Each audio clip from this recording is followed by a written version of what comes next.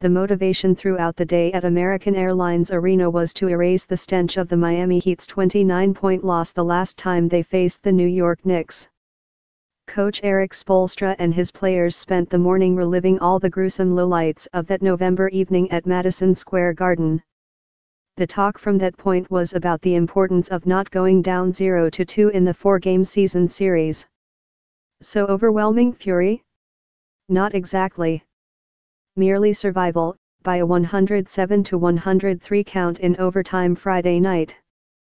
On a night the Heat attempted a franchise record 40 3-pointers and Wayne Ellington a franchise individual record 16, the Heat survived a 3-pointer by Doug McDermott that forced the extra period with 1.1 seconds to play in the fourth quarter. I love the fact that we found a way to win an overtime game that could have been emotionally draining, Spoelstra said. Ellington led the Heat with 24 points, albeit on 6 of 16 3-point shooting, supported by 19 from Goran Dragic, 18 from Josh Richardson, 16 from Tyler Johnson, 10 from Kelly Olynyk and 12 from center Hassan Whiteside, who watched the finish from the bench.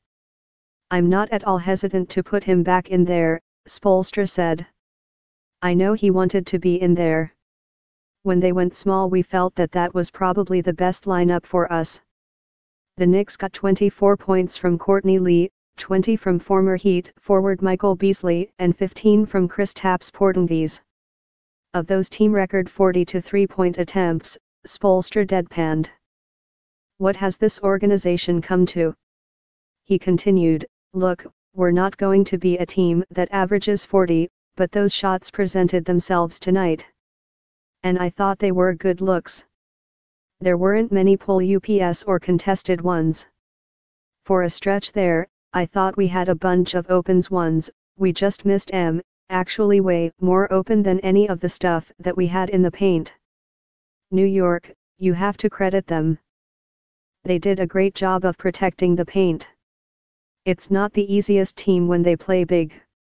January 5, 2018 Q. Last summer Pat Riley passed out large contracts but dodged questions about trades until mid-December. He wanted to see if last spring's 30-11 record would carry over to this season. It hasn't, but the record is getting better and hope remains. Will Riley have patience or decide? January 5, 2018 Q. Last summer Pat Riley passed out large contracts but dodged questions about trades until mid-December.